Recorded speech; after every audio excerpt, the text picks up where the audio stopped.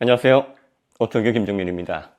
라텍터의 라윤서 기사님이 EV3 GT에 대한 재미있는 얘기를 하셨는데 저도 보고 온 그대로 얘기를 드리도록 하겠습니다.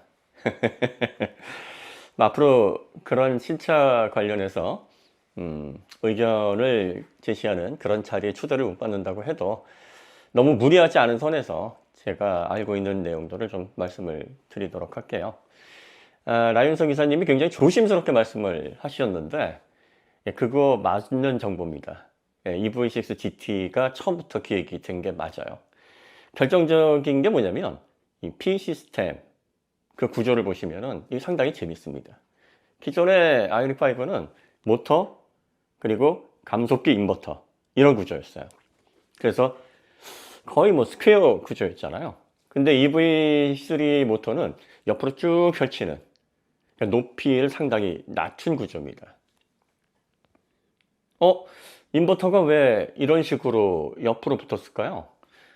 그래서 제가 물어봤습니다. 이거 4세대 모터입니까? 앞으로 이렇게 나오나요? 이렇게 되면은 나중에 서브프레임에 이렇게 딱 붙게 되면 위로 거의 올라오는 돌출부가 없기 때문에 굉장히 공간 확보가 유리해집니다. 그랬더니 4세대 모터는 아니고 그냥 사이즈만 EV3에 맞게 개조를 한 거다. 그러니까 3세대 모터의 스펙을 그대로 따르는데 그래서 이게 150kW잖아요. 그러면 이렇게 해야 후륜 쪽에 들어가게 됩니다. EV3에. 그러니까 이제 여기에 전기 모터가 들어가게 되면 많은 분들이 이제 기름통이라고 얘기하시는 그 부분 있잖아요. 그 공간에도 관련된 장치들이 또 추가로 들어갈 수 있는 여유가 있어야 되니까 이렇게 해서 구성이 된 거고요. 그러니까 니로 파생차라고 하면 이 구조는 나올 수가 없죠. 그러니까 처음부터 EV3는 기존의 EGMP의 성능적인 특징과 그런 설계적인 EGMP만의 그런 특장점이 반영이 된 그런 전기차이기 때문에 저희가 이거는 니로가 절대 아니다 이렇게 말씀을 강력하게 드렸었던 거고, EGMP라고 보면 된다. EGMP에서 빠진 게 좀 있죠. 800V 시스템도 빠져 있고 기타 등등. 그러니까 이거 보면은 이게 어딜 이렇게 말씀하실 수 있죠. 그런데 지금까지 우리가 400V 시스템에서 출시된 코나라든지 니로 이거와는 차원이 다른 그런 P 시스템을 탑재를 한다는 얘기입니다. 예상 스펙은요, 전륜에 있는 모터를 후륜에 그대로 집어넣는데 그러면 150, 150, 300이잖아요. 그럼 408마력 정도 되지 않습니까? 근데 배터리가 이제 400V 시스템에 대한 출력 밀도가 아무래도 이 상위 모델 아이오닉5나 EV6 지금은 E603 셀이 들어가는데 281A가 그거보다는 출력 밀도가 좀 떨어지니까 408마력을 그대로 구현할 것 같지는 않고요. 대략적으로 300 중반에서 후반, 한 300, 제 예상으로는 370, 80? 네, 그 정도 선에서 맞춰지지 않을까 그런 느낌이 좀 듭니다. 그러면 4.3m의 EV3 GT가 만약에 나오게 되면 골프 GT는 이제 짐 싸가지고 집에 가야 되는 거죠. 자, 그리고 많은 분들이 이제 플랫폼 관련해 가지고 그동안 이제 논란이 좀 많았었는데 그 현대모터스 그룹도 처음에 플랫폼 설명하면서 2020년에 그 EGMP 설명할 때 보면 P 시스템을 딱 규정을 하면서 이게 이제 플랫폼에 들어가는데 이 P 시스템이 어디까지인지 많은 분들이 그거 혼동하시잖아요. 왜 범위를 넣어 가져가느냐. 그게 아니라 명확하게 이렇게 나와요. 전기모터, 감속기, 인버터 일체형 요거 하고 플러스 배터리까지가 P 시스템이다. 이렇게 나옵니다. 그런데 이제 제가 거기에다가 부연 설명을 한 게 소프트웨어가 거기에 포함이 된다라고 얘기를 한 거. 전기전자 제어가 없으면 이게 구동을 안 해요. 그러니까 인버터의 스위칭 제어 그리고 또 배터리의 BMS 이거 다 소프트웨어잖아요. 이건 뗄래야 뗄 수가 없어요. 전기모터 P 시스템에서. 그러니까 거기까지가 P 시스템이다라고 보는데 그걸 제일 먼저 설명을 하는 거죠. 그러니까 니로와 연관성이 링크 몇 개를 공유하는 거고 공유를 하기 위해서 서브프레임에 그 수치는 맞춘 거고, 하지만 가장 자동차에서 중요한 P 시스템에서부터 기본적인 설계, 그리고 또 방향, 이런 것들은 기존의 니로하고는 완벽하게 달라졌다. 하지만 그러면 EGMP랑 똑같냐? 처음 설명했던.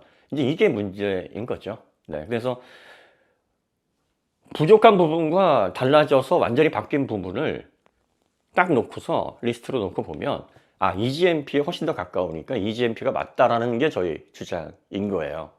그리고 많은 분들은 이제 그런다 할지라도 기본적으로 내연차 시대 플랫폼의 개념이 K3면 그쪽으로 분류하는 게 맞다라고 주장을 하시는 건데, 뭐 이런 것들에 대해서는 일단 뭐 제조사에서 이제 뭐 공식적인 발표를 할지 안 할지는 모르겠습니다만 규정을 하겠죠. 우리가 보는 플랫폼의 범위는 여기까지고, 그리고 전기차 플랫폼을 했을 때 뭐 이런 식으로 우리는 규정을 한다. 뭐 이런 얘기가 이제 있을 겁니다. 그럼 거기에 맞춰서 여러분들이 더 확장된 평가를 좀 하시면 좋을 것 같아요. 어쨌든 EV3 GT는 아마 곧 나올 거예요. 네, 확정이 된 걸로 알고 있고, 다시 한번 말씀드리지만 스펙을 많은 분들이 이제 예상을 하시는데, 예상 스펙, 네, 한 370, 380, 그 정도 출력에서 아마 기획이 될 겁니다.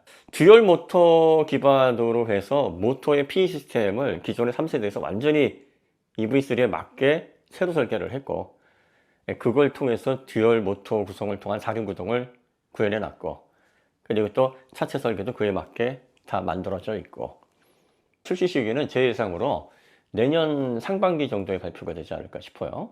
아마 EV3 GT는 유럽에서 아마 엄청난 인기를 끌 겁니다. 특히 골프 GT의 감성을 아는 사람들은 아마 이 차에 환장을 하지 않을까 싶습니다. 이런 구조라 그러면 이 차는 니로와 좀 완전히 다르다, 이렇게 볼 수밖에 없어요. 그래서 그런 부분들을 좀 강력하게 말씀을 드리기 위해서 많은 이야기들을 했는데, EV3에 구태여 200마력 정도 되는 차에 주파수 감음형 댐퍼가 들어가고, 생각보다 서스펜션 부분에 조율이 굉장히 많았거든요. 그러니까 사실 그 정도 출력이면 니로 거 갖다가 그냥 다 박아도 되는데, 전륜의 로우 함수부터 많이 바꿨어요. 구태여 그럴 이유가 없잖아요. 비용 절감만을 목적으로 했다면. 비용 절감을 목적으로 하되 고성능 모델을 대응하기 위해서 정말 바꿀 수 있는 걸 다 바꿨다. 그리고 기본적으로 차대 관련된 안전 설계서부터 쓸데없이 뭐 이런 기름통이라고 하는 그 부분까지도 왜 구태여 바꿀 필요가 뭐가 있겠느냐. 그러니까 이제 듀얼 모터가 들어가서 그 부가 장치가 들어가야 되는 공간으로서 적절한 수치를 마련해 놓고 그에 따라서 구조가 바뀐 것이다. 뭐 이렇게 보시면 될 것 같습니다. 어쨌든 이것과 관련해서 여러분들이 EV3가 상당히 좀 독특한 그런 포지션을 가지고 있는 EGMP이고, 기존과 달라진 것도 있어서 혼돈스럽지만 또 이러한 작은 소형 전기차에서 기대할 수 없는 대단히 좀 놀라운 그러한 구성들도 제시가 되고 있다는 걸 좀 감안을 하실 필요가 있어요. 그걸 다 조율하셔가지고 결론을 딱 내보시면 이거는 그래 EGMP답네, 이렇게 아마 결론이 나올 것 같아요. 오늘 이야기 여기서 마치도록 하고요. 다음에 더 좋은 컨텐츠를 찾아뵙겠습니다. 감사합니다.